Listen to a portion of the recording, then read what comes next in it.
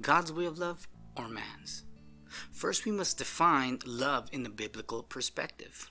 So let's take a look at the book of 1 Corinthians chapter 13, verse 4 through 8 in the New Testament. So if you have your Bibles with you, let's go and read that together. And it says, "Love suffers long and is kind. Love does not envy. Love does not parade itself, is not puffed up, does not behave rudely, does not seek its own, is not provoked, thinks no evil, does not rejoice in iniquity, but rejoices in the truth, bears all things, believes all things, hopes all things, endures all things. Love never fails, but whether there are prophecies, they will fail. Whether there are tongues, it will cease. Whether there is knowledge, it will vanish away." This we can see an aspect of God's loving character, along with many other supporting Bible verses.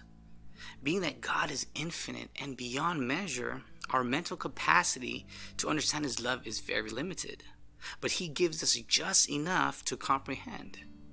All the while, we are eagerly yearning for more because we simply can't get enough of God's outpouring love. Now let's learn a little bit of ancient history about love. The oldest languages mainly used during biblical history was Hebrew, Aramaic, and Greek. The New Testament was written in Greek since it was predominantly spoken in Israel and among the surrounding nations. So in the New Testament, there's a reference of two types of love. But in the Grecian language and culture of that time, there was known to be 6 different types altogether that we know of. So here are the breakdown.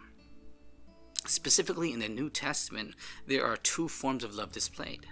The first is phileo, which is an affection of friendship for someone like brotherly love, even towards friends or family, a dispassionate love. We can reference Romans 12 verse 10 and John 15:13 along with other verses in the Bible. The second is agape, which is the unconditional love that God has for man and man for God. We can reference 1 John 4:8 and Luke verse 10:27. And the other forms of love which follows, the third is called eros, means love of sexual passion and desire, an intimate love.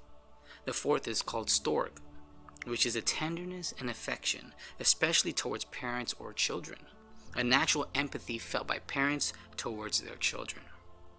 And the fifth is called pragma, the love between 2 people displayed in a long marriage. And the sixth is philautia, is self-love, love for one's self. Now, based upon this, we are able to distinguish love God's way and man's way. Since love can easily be used loosely and misunderstood, we have a much clearer understanding of its origins from God and its history. So with this knowledge, we can determine the type of love that we display. But how does this all relate to God? Well, quite simply, God's love is perfect and faultless. If the type of love we express does not give honor, glory, or align with God, then it becomes man's way of love, which is corrupt, inconsistent, and completely opposite of God's way. For instance, eros, the erotic love designed to be between a husband and wife in a marriage. But man has perverted it for the purpose of sexual immorality. Also, philautia, which can be a healthy form of love for oneself and taking care of your well-being, but again, man has also used this form for pure selfishness, to appease oneself, placing the love for God to be secondary or even absent.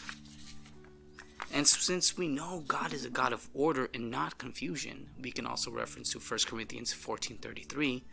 Also, He is holy and righteous. Psalms 119, 137, 145:17, and Deuteronomy 32:4. So we can't afford to misinterpret the context of love, because it is a very delicate word. And if our actions and understanding of love contradicts God's definition, then it is a sin, because we are then defining love in our own way, distorting it, rejecting God's design of love, and operating within our own selfish desires to satisfy the flesh and not God. It is an act of rebellion against Him. Galatians 5:16, 5:19-21, Romans chapter 8 verse 5, verse 6, verse 8, and verse 13.